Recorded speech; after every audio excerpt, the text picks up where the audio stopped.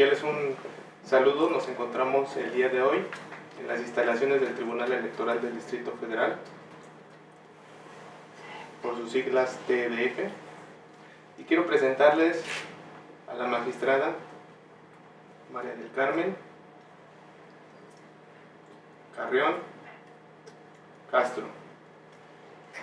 Ella ha estado participando ya en diferentes lugares, en conferencias, apoyando y animando la defensa de las personas con discapacidad, el respeto a sus derechos.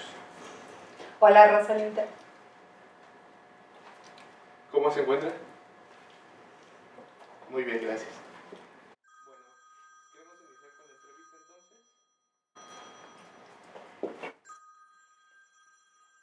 ¿Cuál es su opinión respecto a que el acceso a la información pública abre la puerta a otros derechos? ¿Cuál es su opinión al respecto?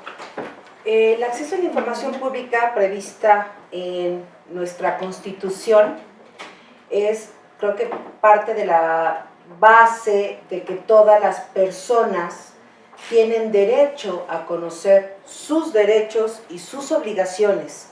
Aquí de lo que se trata es que tanto sociedad como instituciones conozcan que deben de hacerlo en los formatos accesibles para que sea difundido y conocido por todas las personas que habitan el país. ¿Hay algunas instituciones que ya conozcan los derechos electorales de las personas con discapacidad y que respeten sus derechos? A ver, el Instituto Nacional Electoral y el Instituto Electoral del Distrito Federal han generado acciones en cuestiones de boletas, de plantillas para personas ciegas, pero aquí lo importante es conocer, o sea, dar a que toda la información que sepan las personas con discapacidad, conozcan que las autoridades ya cuentan con formatos de fácil lectura en formatos accesibles para que conozcan sus derechos y sepan además que pueden ejercerlos y, lo más importante, las garantías en una vez que alguno de estos fuera violentado.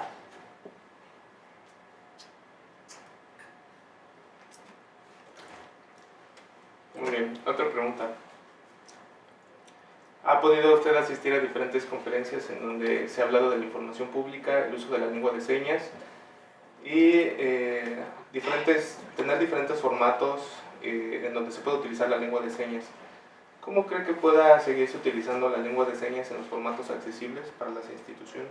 Aquí necesitamos un arduo trabajo de las asociaciones que conocen la lengua de señas mexicana y poder socializar que la ciudadanía conozca que las personas sordas en un 80-90% no conocen la lengua en español, y por ende tenemos que hacer este vínculo de también en coordinación con la comunidad de sordos, con las asociaciones y especialistas, ir formando las palabras de la lengua de señas mexicana que hagan accesible, en mi caso, el acceso a la justicia, que es lo que he estado impulsando y promoviendo para que las personas sordas puedan participar en la vida pública de México.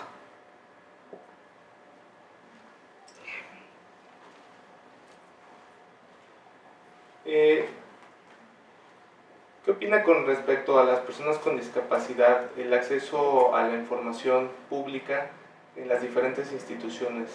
En algunos casos a veces falta información, ¿o qué opina usted? Sí falta información, sí hace falta conciencia de que las personas con discapacidad no son visibilizadas, no se generan las políticas públicas adecuadas para incluirlos en el aspecto de educación, laboral, generar acceso a la justicia, servicios médicos, y tenemos que socializar la necesidad de crear nuevos intérpretes en lengua de señas mexicana, que toda la información se encuentre en formatos accesibles. ¿Qué es esto? Que haya fácil lectura para las personas con discapacidad intelectual, haya pictogramas también para que puedan conocer la información, ya sea en braille para los ciegos que conozcan el braille, porque no todos los ciegos también lo conocen, pero sí podemos generar la información en audio, subtítulos para las personas sordas que conozcan el español, y ver que toda esta información realmente pueda llegar a 7.7 millones de personas en el país, y en el caso de la Ciudad de México, cerca de 693 personas, ¿no? Y aquí es un llamado a que necesitamos un registro nacional de personas con discapacidad para poder atender a cada una de las discapacidades y conozcan también cuáles son sus derechos y saber qué es lo que les hace falta, ¿no?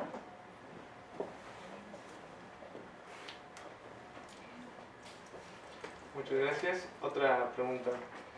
Sabemos que aquí en el Tribunal Electoral es un lugar donde se pueden hacer alguna denuncia cuando se viola algún derecho electoral de las personas, por ejemplo la accesibilidad, por ejemplo.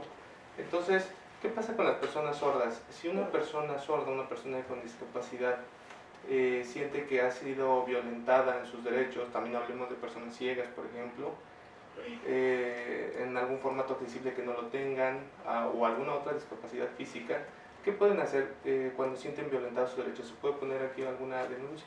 Sí, el Tribunal Electoral tuvo la iniciativa desde el 2015 que hubo el proceso electoral en la ciudad, y ahora también en 2016, en donde se generaron información, uno, a través de asociaciones de personas con discapacidad y para personas con discapacidad, para que conocieran que iba a haber un proceso electoral en la ciudad, conocieran de qué se trataba y que el Tribunal Electoral era una instancia que podía velar por los derechos si consideraban que habían sido violentados algún derecho político electoral, sea de votar, ser votado, afiliación, asociación o integrar algún órgano de autoridad electoral.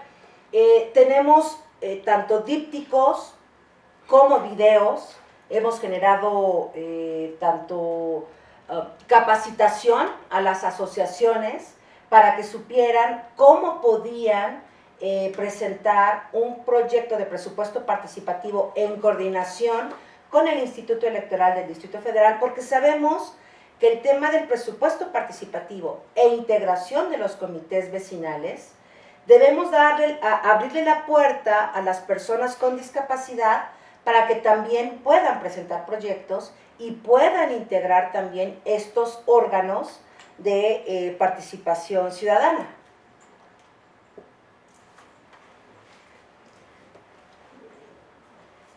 ¿Qué opina en el caso de específicamente la lengua de señas mexicana?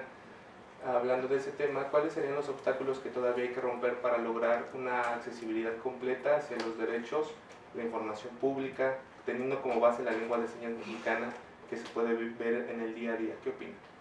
Bueno, a raíz del contacto que he tenido con las personas sordas, me parece admirable la capacidad de adaptación, su capacidad de ser autónomos y que buscan una superación constante por ser discriminados de manera persistente al tener la barrera de la comunicación o la barrera del idioma.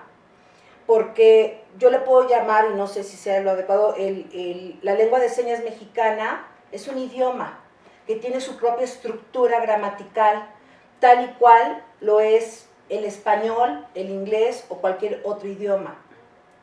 Y aquí debe de haber una voluntad por parte de las personas que habitamos el país como de las autoridades para conocer también ese idioma y se quite esa barrera por no conocer la lengua de señas mexicana.